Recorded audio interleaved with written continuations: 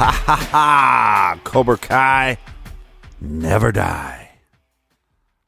I binge watched season 2 of Cobra Kai. Oh, you did? Yep. I think it came out at midnight, and I watched last night. No, this was last week. Okay. Came out at midnight, and episodes are about 30 minutes long, 27 to 30 minutes long, and I got through about 3 or 4 episodes, and I was like, nah, it's pretty good. I don't know if it's as good as the first season. It's pretty good. I'll watch it later. And then I thought to myself, I'm really not that tired, so I started the next episode, and then it was like 5 o'clock in the morning, and I finished it all. So it gets better. Whenever you bring up Cobra Kai, the show, it always reminds me of Howard Stern yelling at Gary Delabate because they got the first season in advance, and Gary just took it upon himself to take it home and watch it, and everybody watched it. Right. Stern doesn't find out until like through conversation that he's like, Gary recommends it to Howard. And Howard's like, so you've seen this? It hasn't come out yet. And Gary's like, yeah, we got an advance copy and I took it home and watched it. And he's like, Stern's like, why didn't I get the advance copy? I'm the star of the show. Yeah, I'm the reason you got They want me to talk about it, not you, Gary. You know, and I tell you what, I could listen to the bickering arguments inside that recording studio. That to me is probably one of my favorite parts of that show. Yeah, well, it's I've sent you that clip probably 4 or 5 times, and he's like, when you're watching something, think about Boff. Gary always forgets about Boff. So I wanted to go over some things, some really good discussion on some of our more recent cases that we covered on our blog, and several good emails as well. But just a reminder here, if you got a theory, I prefer that you send it to the blog so everybody can read it.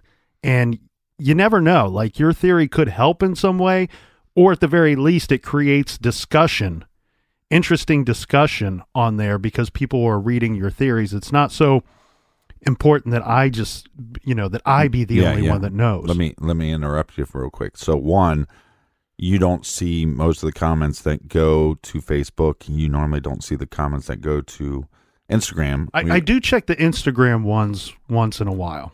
But it's also hard to, because sometimes people are just going, nice episode. You have to sift through certain comments to get to actual theories. And then sometimes people will email these interesting ideas. I'll read them, and then I'll say, well, that's pretty interesting, or that's a nice theory. Did you post this on the blog? No, I didn't. Well, just post it there because we both read those. What's weird is like if somebody sends me something in an email, I just, because we don't know the people that we're talking with on email, I just have to assume that it's something that I'm not allowed to put on the blog. Right. Or that person doesn't want it to be there for whatever reason. But again, good theories, good information and conversation on the blog about some of our more recent cases. Amy Hooper, which we covered just a few weeks ago. I do want to kind of clear some things up because this came up in conversation on the blog. First of all, there was a lot of questions regarding the door locks. Remember, we said that the police believed there was no forced entry into her home. And when her family shows up looking for her, they find the front door locked. And they had to go and get the superintendent to unlock the door. Right. And so the good conversation was people wanted to know, well, how could that be? How can you have both no forced entry and then when the people that show up first to find her find the door locked? And I ended up having an interesting conversation with somebody that lived in that apartment complex and actually lived in the apartment complex when Amy Hooper lived there. So back in the day in 1992. And this individual told me that she didn't live in the same style of apartment that Amy had. I guess Amy had like a more of a townhouse style. Right. and she lived in a garden style, like a one floor deal. But she said, I when I found out that she lived there, I said, hey, I want to talk to you about the door locks, because this was always my thought, but I want some kind of confirmation on it.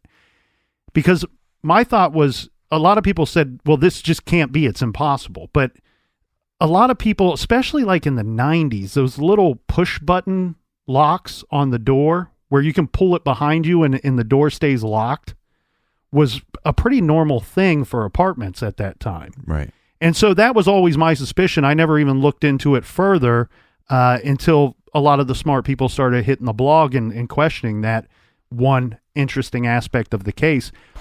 This lady that I spoke to, she said her door lock was that style, and she actually remembers it because it was always a hot button issue between her and her boyfriend at the time.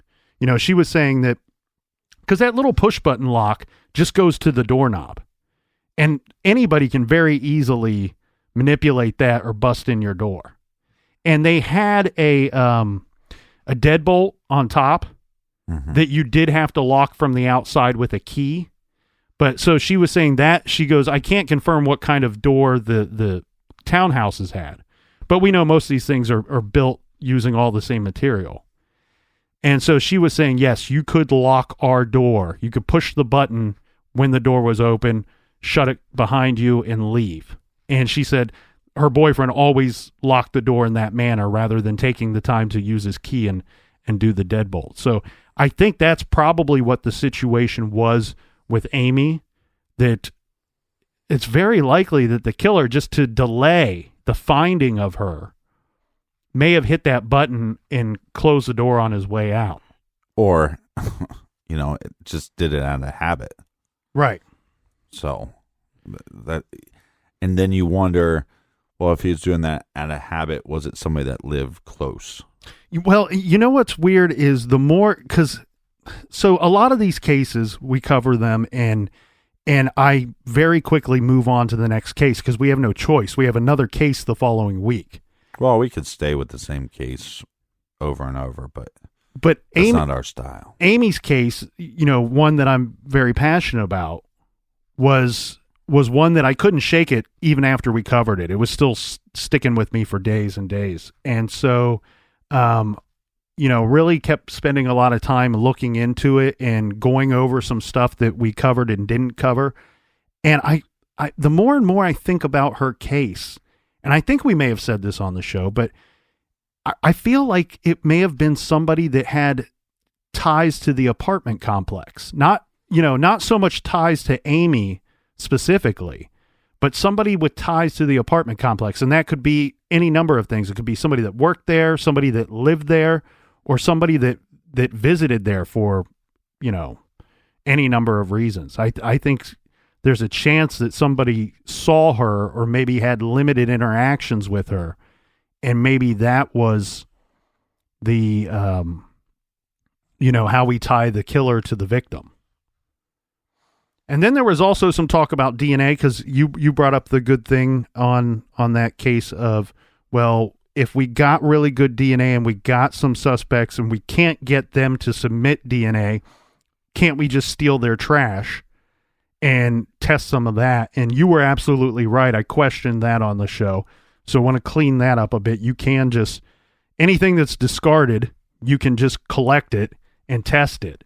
Where I got a little jumbled up was there were some specific cases that have in the last couple of years been finally solved and resolved using DNA testing. And in those cases that I was thinking about at the time, they did in fact have a search warrant to get those items. They did the official thing, right, went to a judge, got the warrant, and then collected items. I think where it gets a little confusing there is very likely in those situations, they probably went and stole is not the right word, but took some of the trash that was discarded by the person they thought did it and then tested it and go, okay, well, we have a match here, but we can't 100% confirm that it is this person's DNA just because we took it from their trash can. It could be somebody else's DNA. And so in those cases, they did then take that information to a judge and say, look, we need a probable cause warrant for DNA on this specific individual, and here's why. We found DNA on discarded items in this person's trash that match the offender of this crime, of this murder. And so it's just a checks and balances kind of thing. You know, you keep the guy under surveillance and then you go get this official warrant.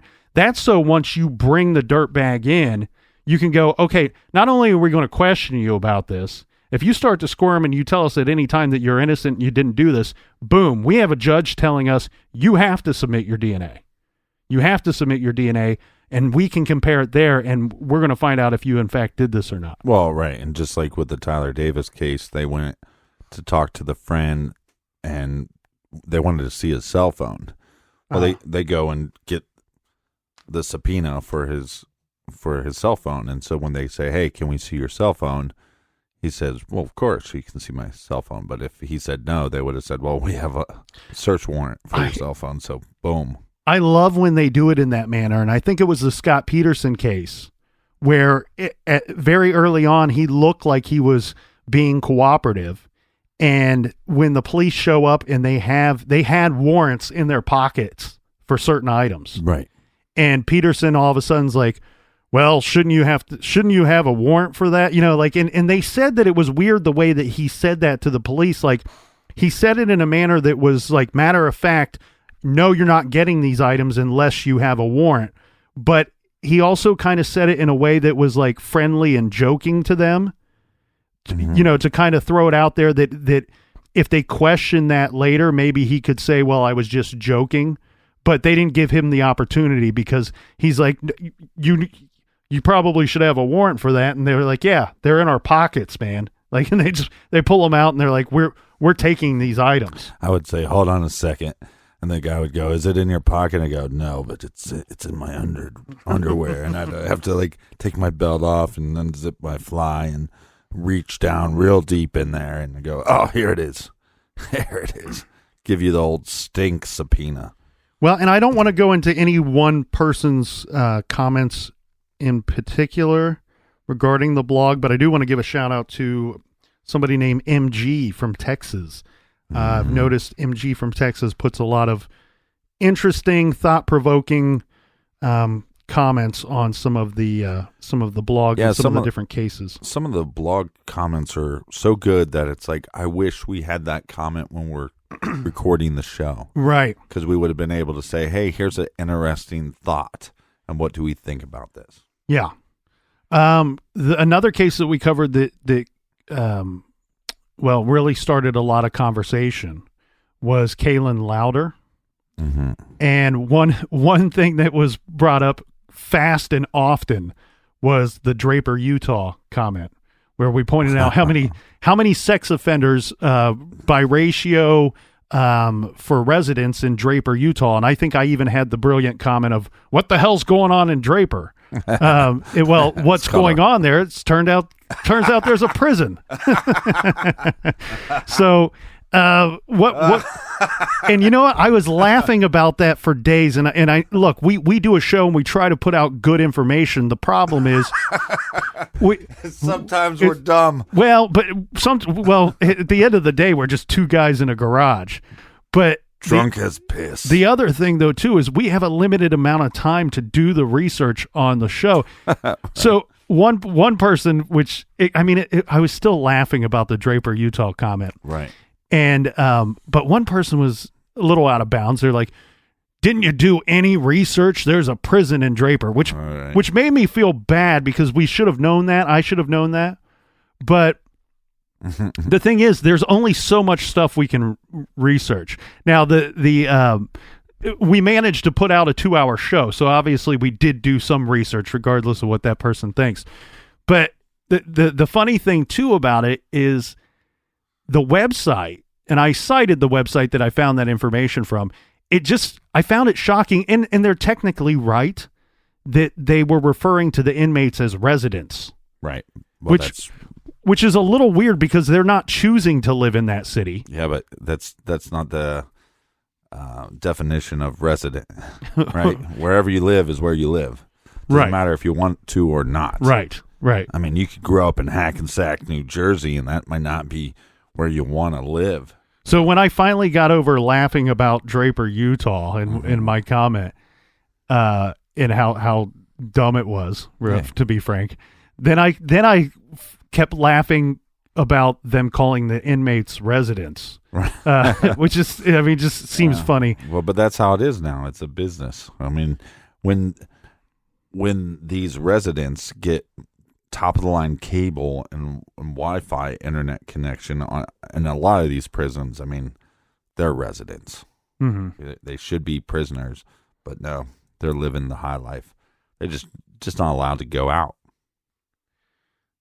The other thing too, I was telling a buddy of mine who doesn't listen to the show. Mm-hmm. I said, "Look, man, I feel like an idiot, but I've been laughing because it's just funny to me." I told him the whole Draper, Utah thing, mm-hmm.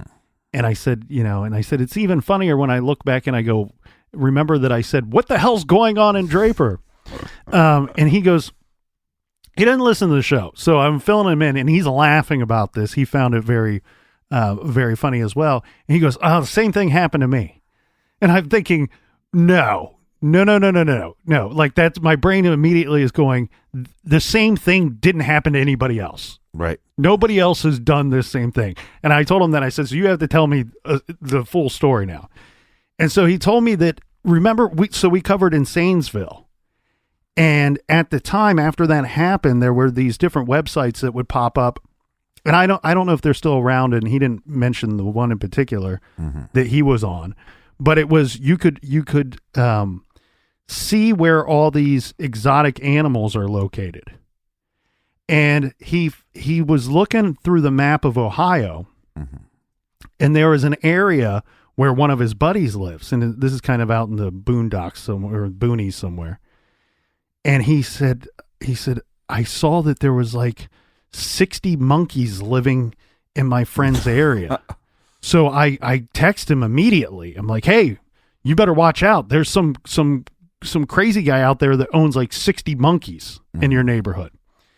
And there was a good reason for it, like it wasn't a zoo, but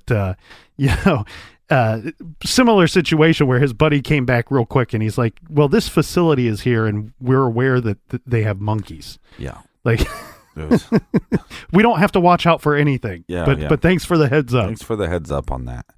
But I mean, I think about that often, and because any time that somebody has a little bit of land, it kind of intrigues me. So I'll drive a little slower, look at the farmland. Right. But if I saw a bear or something, it would startle me a little bit. But if I saw a lion, I think I would poop a little, just a little. Well, yeah. But I think, excuse me. I actually thought I saw a Bigfoot last week. Really? Were you hanging out with Jose Canseco? When you come, when you come to my house, do you go by the dollar store or not? Not anymore. You showed me the back way. I go the back way, especially when I'm leaving, because sometimes I get stuck at that stop sign right there. The worst. And what's kind of dangerous about it is when the trees fill out for springtime. Mm-hmm. It's to the right there. I can't really see the traffic that's coming very well. No. And there's so much traffic coming from the left that you focus on that for a long period of time. Yeah. I'm just worried I'm going to get blasted sometime when I pull out of there. So I've been going the back way.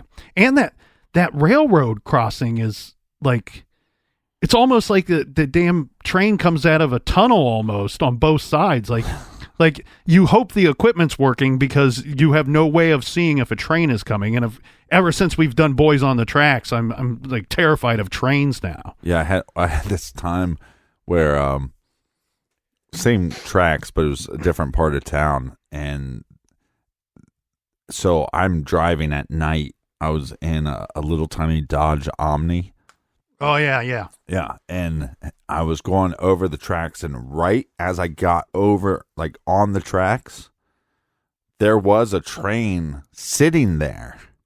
Oh. And the light turned on. Oh, So the train wasn't moving, and it had the, where the little bars that go up and down. right, And so those weren't on.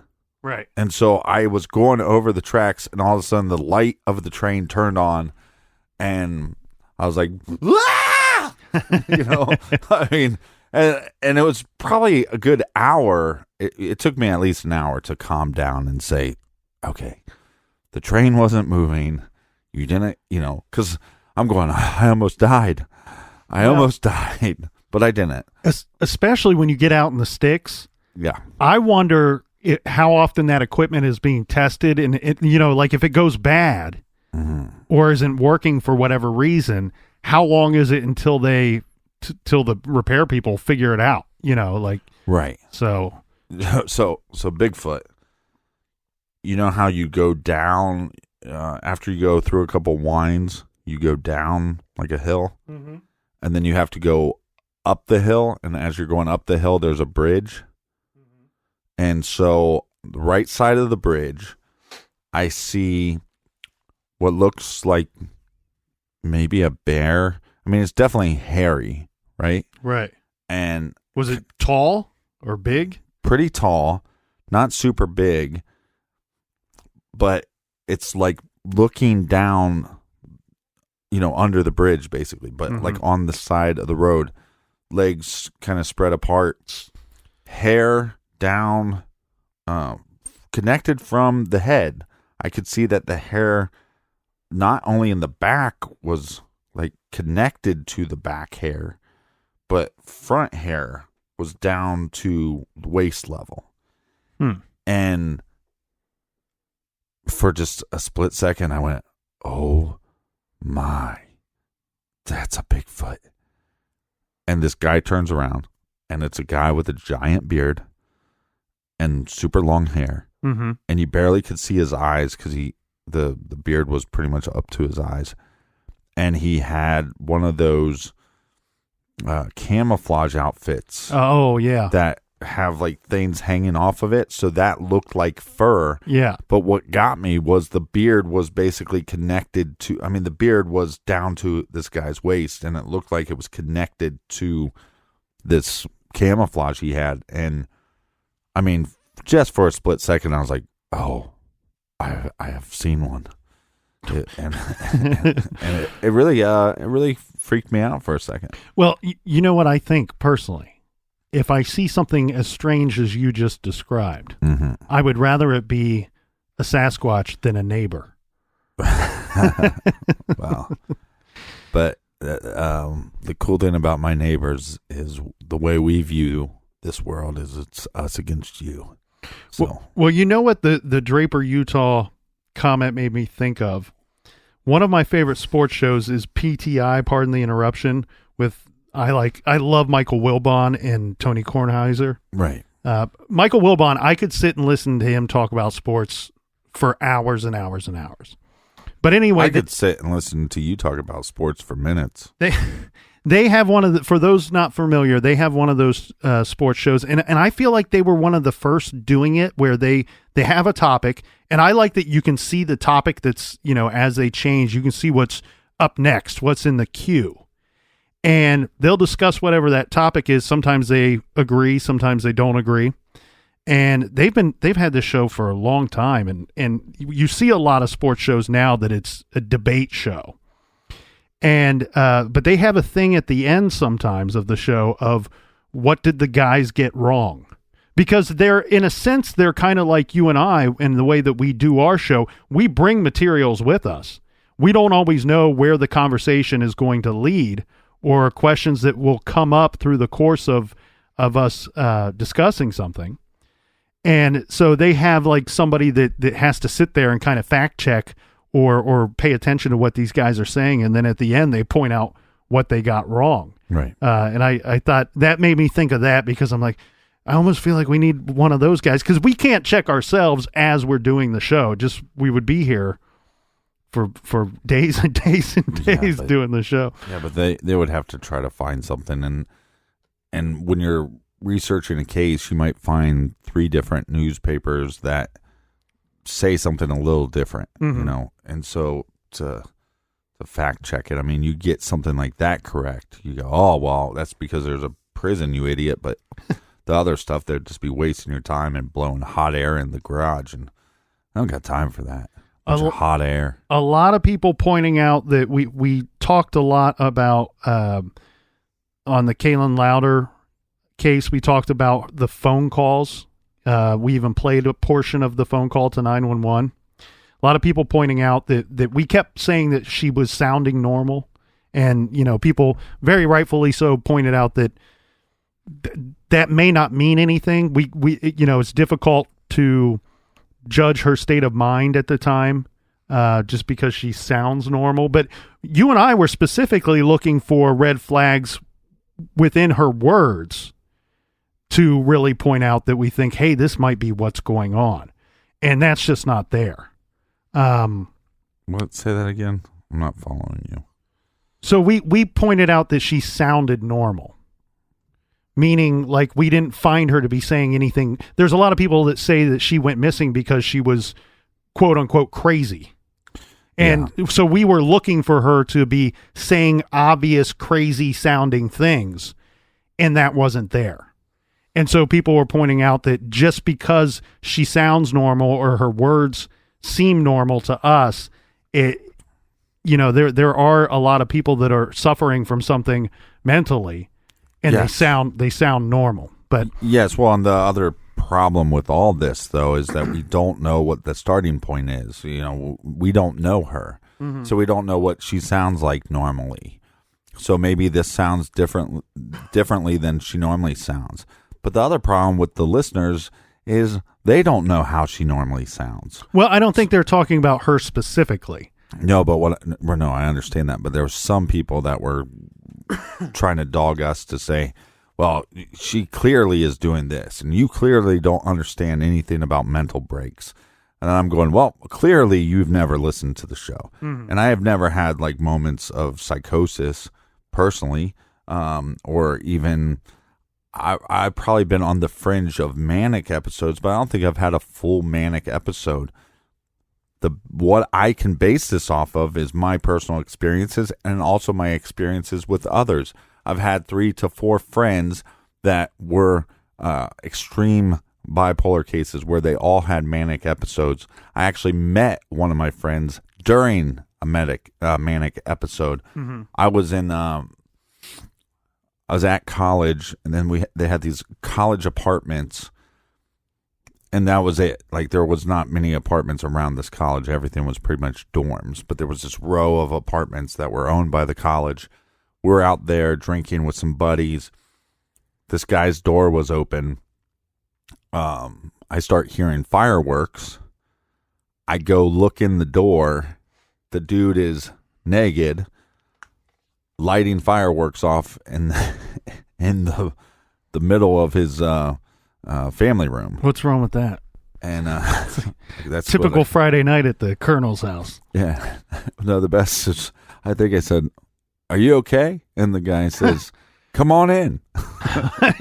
No, I'll be fine out here. And I said something about, maybe you should put some clothes on.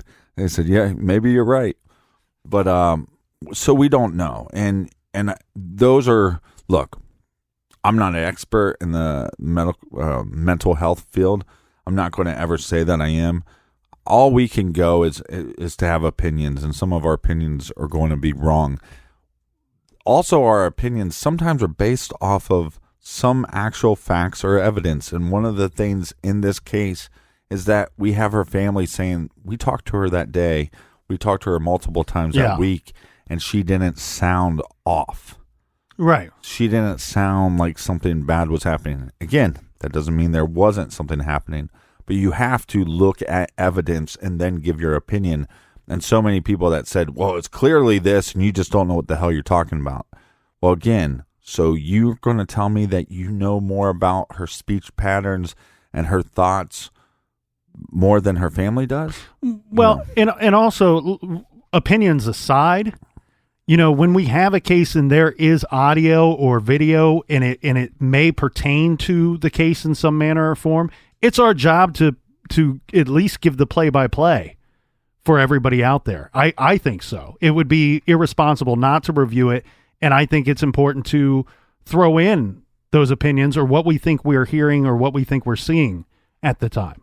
Right. And that doesn't mean we're going to be right, but that's also, if we didn't give our opinions on anything, then we'll have a 20-minute show about what a case is. And let's keep any opinions out of there and only evidence. And that's not interesting to me, and I'm not going to do that. So I just had a couple people online that were trying to attack me. And again, it was just, to me, it was absolute nonsense. Like, if you listen to the show, I've been pretty open about stuff I've struggled with. And that doesn't mean that I'm an expert. But the person was trying to say, well, you shouldn't speak about this if you don't have any experiences. Okay, well, I have experience. You just don't know me. So you can't then go online and assume a bunch of shit, So those are tough cases, though.